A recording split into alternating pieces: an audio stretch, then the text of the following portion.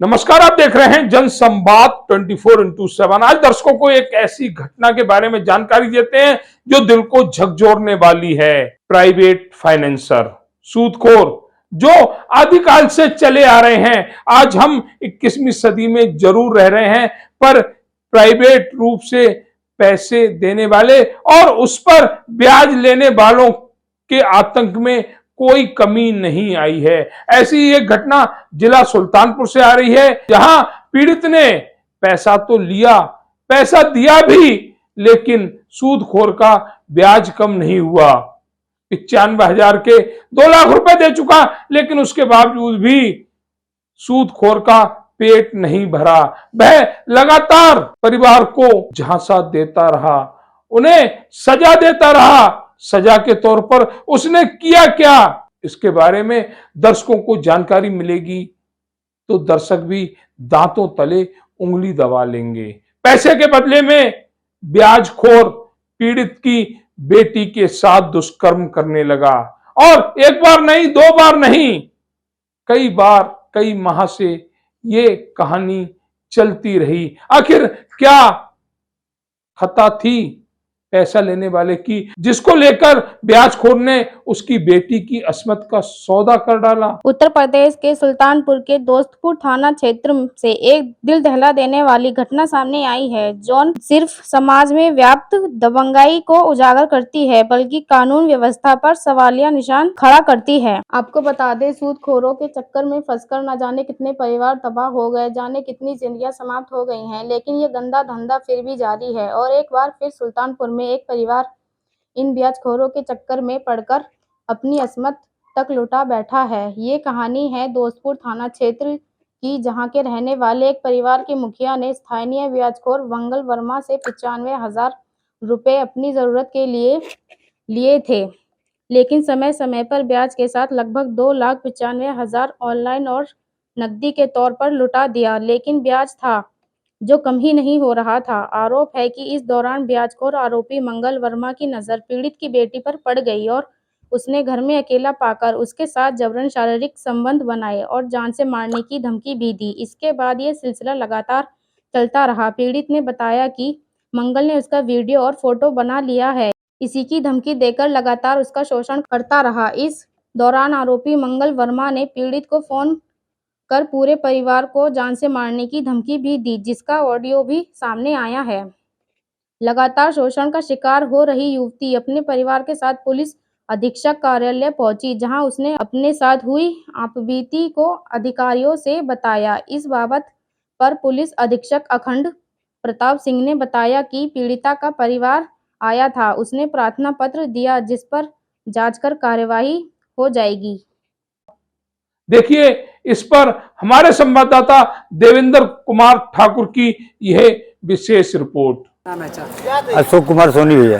क्या मामला जो यहाँ पर है? मामला क्या, मैं मंगल वर्मा से पैसा लिया था 95,000 रुपये, समझा। और मंगल वर्मा कौन है? मंगल वर्मा अलाहाबादपुर के, हमारे ही गांव के घर के बगल के हैं। 95,000 उनको मैं 2.5 लाख रुपया दे भी चुका हूँ, और उसके बाद अब और ब्याज मांग रहे हैं। मैं इकट्ठा 95,000 उनको नहीं दे पाया हूँ। कुछ 1 लाख करीब कैश दिया। पैसा लिए थे 4 साल पहले। कितना भुगतान कर दिया अभी तक? 2.5 लाख तक भुगतान कर दिया हूँ। और मंगल वर्मा ब्याज पे पैसे देता है क्या? हाँ, 7% ब्याज पे दिए थे। और मेरे औरत का ना अस्तर कैंसर है, मैं उसके दवाई पीछे में उनका ब्याज और नहीं दे पाया, उसीलिए घर पे उसको बॉम्बे बुला गया, औरत को लेके गया, और घर पे कोई नहीं था, लड़की थी, उसको बहला पुसका उसके साथ गलत काम किए। और उसके बाद जब हमारी औरत उधर से आई, भेजा मैं, तो उसको बताई सच सच, इसकी हिम्मत नहीं हुई कि उनसे झगड़ा करने की। फिर क्या किए, जब एक दिन पैसा मांग रहे थे, ब्याज का पैसा दो, तो बोली जब लड़की की शादी कर दूंगा, तुम गलत किए, बस उठा लिए उस गोद में और लेके गए अपने घर पे पटक के हाँकी से मारे। शिकायत आप लेके गए थे थाने पे? कहीं नहीं, थाना कोई सुनवाई नहीं। गए थे आप? हाँ गए, 4 बार गए हैं, कोई सुनवाई नहीं। नहीं होगी थाने पे। यहाँ आप किसी से मिले अभी? यहाँ किससे मिलूं? अब न्यायालय के दरवाजा खटखटा रहा हूँ इन्हीं लोग का। कार्यालय आए थे, ये बोल रहे हैं जांच का विषय है, पैसे का लेन देन है, अब जांच होगी। रेप किए लड़की का, उसको नहीं मान रहे, जांच का विषय कह रहे हैं। क्या करें साहब, गरीब का रहने का ठिकाना नहीं। ये बीजेपी की सरकार में क्या हो रहा नहीं मालूम हमें। घर कहाँ पड़ता है आपका थाना? ग्राम अलहदादपुर, पोस्ट बनी, जिला सुल्तानपुर, थाना दोस्तपुर। क्या हुआ था आपके साथ ये बताइए। मेरे घर वाले थे नहीं, मम्मी पीड़ित थी, उनको कैंसर था, तो दवा के लिए मुंबई गई थी। तो मैं यहाँ पे मेरा एग्ज़ाम था, वही बीए का। तो मैं घर पे अकेली, तो वो मेरे पास पैसे के बहाने से किसी बहाने से आता था वो। तो पता नहीं एक दिन वो दूसरे दिन एक दिन जब आया था तो कुछ मैं बोला कि पापा से बात करा दो या तुमने भाई से बात करा दो। मैं बोली कि वो है जब आएंगे तब उनसे बात करना। फिर दूसरे दिन वो किसी बार से प्रसाद लेके कुछ आया तो मुझे खिलाया मेरा, और फिर मेरे साथ दुष्व्यवहार किया वो। और जिससे वो मेरा वीडियो में MMS बनाया था वो। और मुझे उसी के खिलाफ मुझे बार बार मुझे भड़का रहा था, मुझे बोल रहा था कि मैं तुम्हारा वीडियो वायरल कर दूँगा, ऐसा करूँगा, तुम मेरा बात मानो। जिसके तहत मुझे उसके हर बात मानने पर मेरे साथ रिलेशनशिप बनाते आया है वो। और फिर वो मुझे वो ये भी कहा कि मैं तुम्हारे साथ ऐसा कुछ ना, मैं तुमको इज्जत से रखूँगा, सब कुछ एकदम अपने हक से रखूँगा। फिर मैंने भी कहा ठीक है। तो मेरी मम्मी थी नहीं, मुझे भी धमकी, मेरे घर वालों को मारने पीटने की धमकी दे रहा था। मैं भी उसका व्यवहार सहते आ रही थी। जब मेरी मम्मी आई, मेरी चाची जी एक्सपायर हो गई थी, अप्रैल में आई थी, वही मार्च अप्रैल में आई थी। तो मेरे भाई से एग्रीमेंट साइन का, तो ये मुझे पता भी नहीं था एग्रीमेंट। क्या एग्रीमेंट साइन करवाया था? पैसे का 3 लाख का। तो मैं उससे जब बात की, मेरे साथ भी रिलेशनशिप बना, दुष्व्यवहार धमकी देकर करवाया। अब मेरे भाई से भी ये सब कर रहे हो, तो ये चीज़ गलत है। तो वह बोल रहा है कि तुम मेरा क्या कर लोगी, तुम क्या तुम्हारे घर वाले भी मेरा कुछ नहीं कर सकते हैं। तो मैंने अपने मम्मी को मेरे बारे में डरते हुए सब कुछ हर चीज़ बयां कर। ये बात आप अपने घर में कब बताएं कि आपके साथ इस तरह की हरकत हुई थी? मैंने अपनी मम्मी को नवंबर में बताया। अभी नवंबर जो बीता है, 24 में? हाँ, अच्छा, नवंबर में सब बात बताई। तो उससे मेरे घर वाले भी, मेरी मम्मी भी उससे बात बोली। तो वो बोला कि तुमको जो करना है कर लो, तुम थाना पुलिस जिसके पास भी जाओगी। क्या बोली मम्मी आपकी उससे?